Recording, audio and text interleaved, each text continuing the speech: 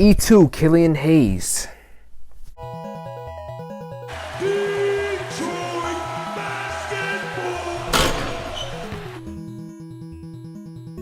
Alright, Pistons fans, so in today's video, we are going to be talking about Killian Hayes. So I'm continuing with Media Day for the Detroit Pistons, and we're going to talk about the questions that was asked to Killian Hayes. So let's get into this. So the first question that he was asked about, what did he do after the summer league? Where did he go? What type of training did he do? What happened to Killian after the summer league? Play the clip.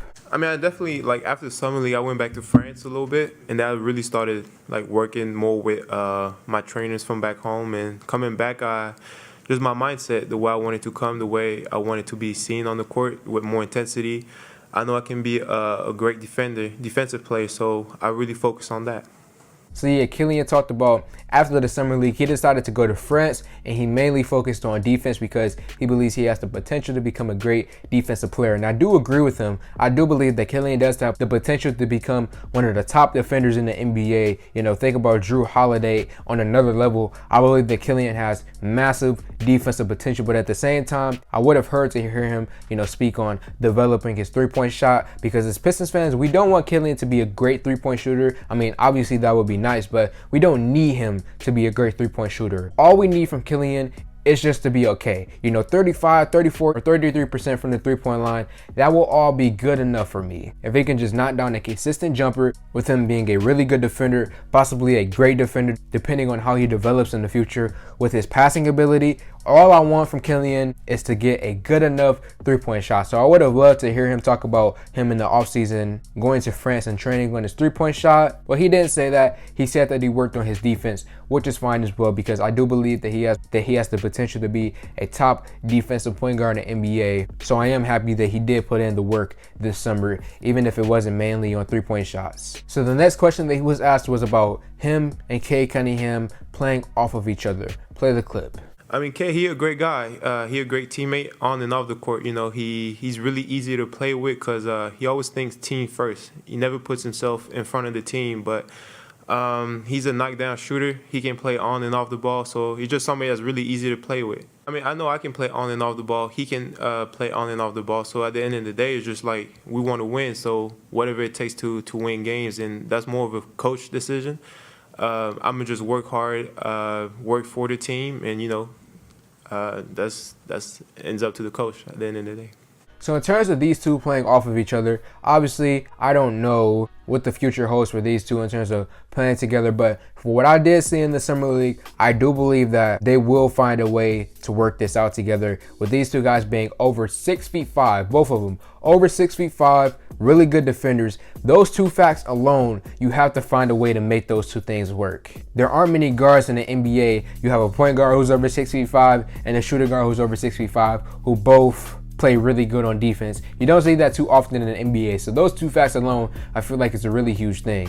And then you also have to think about this. Killian Hayes is a willing and a really good passer. And then we have Cade Cunningham, as Killian Hayes just said, a really good three-point shooter. In college, 40% from the three-point line. I believe in the summer league, he shot 50% from the three-point line. You guys can correct me if I'm wrong, but if I remember correctly, he shot a very high percentage from three-point land in the summer league. So all Killian has to do with his great passing is just feed Cade the ball. If Cade is off the ball, give him the ball, let him shoot the three-pointer. Or if Killian is off the ball, you don't necessarily want to pass it to Killian because he's not that good in terms of shooting the basketball, but if Cade does decide to pass it to someone like Killian, Killian can set up for another guy or try to attack the hole. He likes to attempt a lot of floaters, so he can try to do that as well. So let's move on to the final clip.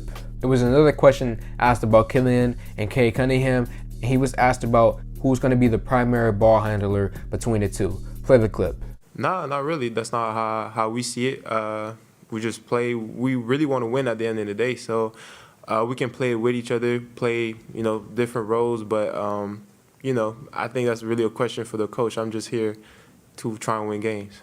So yeah, as he said, it will be up to Dwayne Casey at the end of the day. He is the coach for the Pistons. He did just get extended, former coach of the year a few years ago. It is on Dwayne Casey to figure this out. It's not on Troy. It's not necessarily on Cade. It's not necessarily on Killian. They have to perform. They have to go out there and do their best, but it will be up to Dwayne Casey to figure out a way for these two guys to play with each other. And I do have faith that Dwayne Casey will get the job done. But here's a point that I haven't mentioned yet, and the reason why I do believe that these two guys really can work it out together, and it's the personality. Troy Weaver and Dwayne Casey, before the draft happened, kept on talking about character and drafting good people. And what we have with Killian and Killian Hayes, these two guys, don't know them personally, but from what it appears, both humble, both selfless, and just guys who are team oriented. These two together with really good personalities, they just appear to be good guys who don't seem to be overbearing and too much for one another. They seem like nice guys